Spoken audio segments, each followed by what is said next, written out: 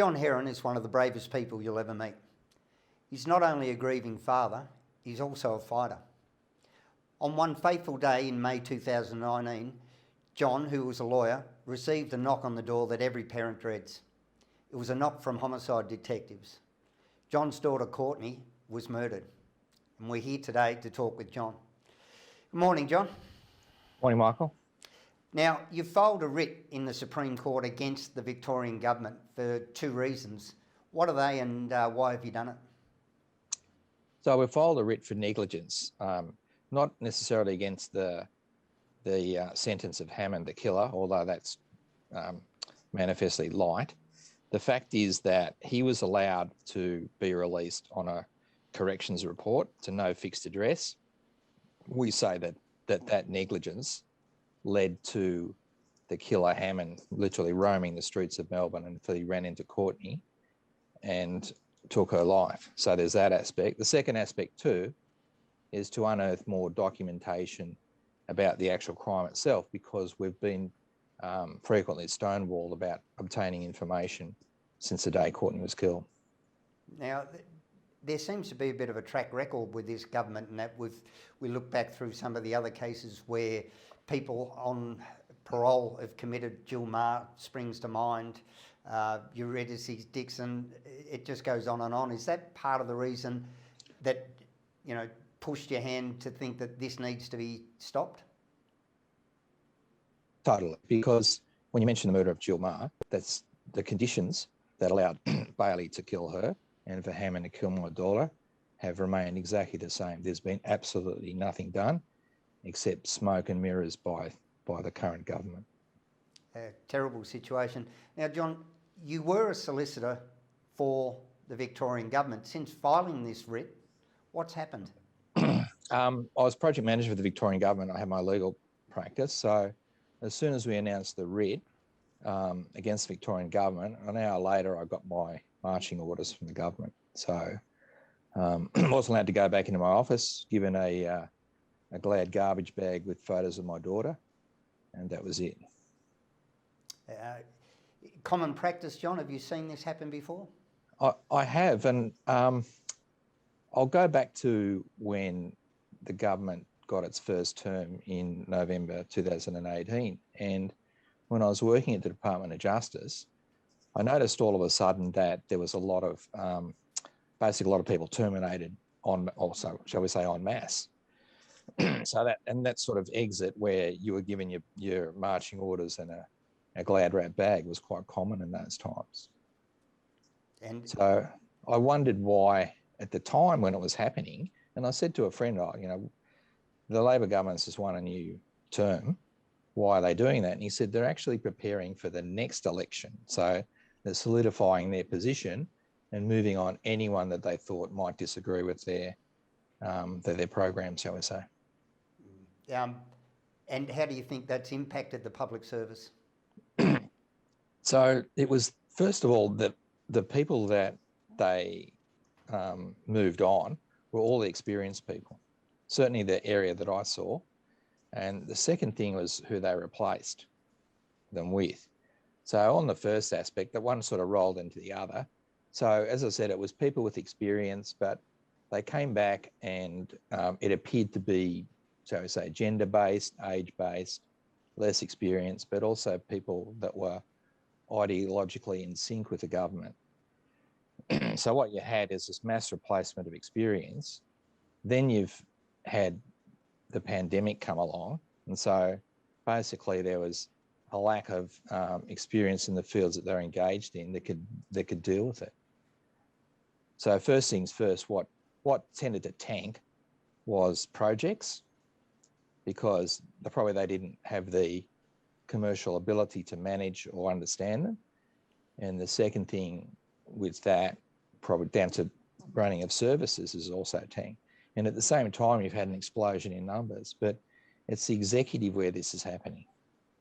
So you've had the executive expand by about 20% in the public service since that November 2018 election. Oh, and with no ideological counterpoint to their views?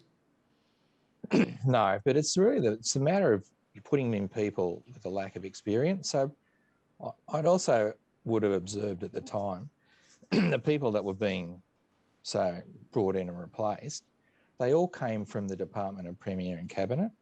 So it was all coming out of the then Secretary, Chris Eccles. So he replaced all of the secretaries of the various departments. So he had DHHS, Jobs, Justice, these types of things, people with not a lot of experience. But then, as I said, if you go to when the pandemic emerged, then you had these people in charge, and you can see the net result of that without me having to elaborate. So part of your writ, you're going for damages for PTSD suffered and the negligence part of it. Why? That's right. Why? What outcome are you hoping for, John? The outcome really is based on, I think, what my daughter would have wanted, which is some change. So we need some change and the government to actually act on, first of all, the revolving doors with these killers, and secondly, that they need to properly monitor their behaviour. If they talk about recidivism, they really need to put their deeds into action. And that's really by addressing, for example, a lot of the mental health issues with prisoners, etc., rather than just having a turnstile type outcome where they're just thrown out in the street. And that, at this very moment, and this still happens, okay? So it's just a revolving door. Now, Hammond was, as you said, released on a community corrections order at the time that he murdered your daughter, and he was released to no fixed address. Now, am I right in saying that a community corrections order is we're going to leave you in the community so that we can check, monitor and ensure your compliance with any terms and conditions, and it would seem to be impossible if they didn't know where he was living. Am I right? That's right. It's completely unenforceable. So they didn't know where he was. He didn't have a mobile phone. Look, as a lawyer trying to apply for bail for offenders, I couldn't get one offender put in a caravan park, for example, or they had to report daily and they're at their parents' place. So just basically what happened here is that they put him on a courtesy bus to this local station where he was released from Port Phillip Prison, got off at Flinders Street. That's the last that they know, from what we understand. Like no treatment, no checking in, and straight away he was high on drugs, walking around the streets. We've spoken to many people that saw him, and just walking around with no shoes, aimlessly around the city. It's just incomprehensible to think. So what's the next step, John? When are we looking at getting a next hearing, or is it going to go further than that? So at this stage, the government's preparing their defence, so they've appointed a top silk in doing so. That's not necessarily a bad thing. But I have noticed now that since we filed a claim of negligence, there's been other similar cases that have gone down that path. So bringing up that issue of negligence is now, I think, something that the government's just going to have to deal with, because it's going to be more and more frequent, common, as people call out the actions which ultimately lead to people's deaths and the deaths of young women.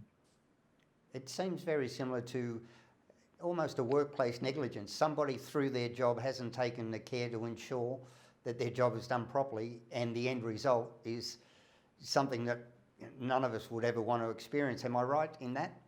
That's right. Look, and if that's the result, that proper care, skill and thought has gone into the offenders and how they're released, then, and that goes also for the Office of Public Prosecutions in prosecuting these people if they're a danger to the community. Because, as I said again, you've had several murders since then. There's also several murders that are being subject to suppression orders. So we don't actually know what's happened with them. That's just incomprehensible again with the suppression orders, when it just seems like no transparency, no accountability. No, so literally I think it's something like 52% of suppression orders issued in Australia emanate from Victoria. So, and it's very heavy in the field of releasing prisoners, very concentrated in that area of releasing them from Tom Assembling, the psych hospital. So you don't know when they're released. As a victim and a family, we're not told when they're released. The police are not told. We're also not told if they're on day release. So my understanding that that's very frequent. So literally, you could have these killers, and let's be frank, psychopaths, wandering the streets right now. And you could bump into them at any time. Absolutely. All right, John, thanks so much for your time today at The Informer, and deepest condolences and every luck with your fight. Thanks very much, Michael. Thanks, John.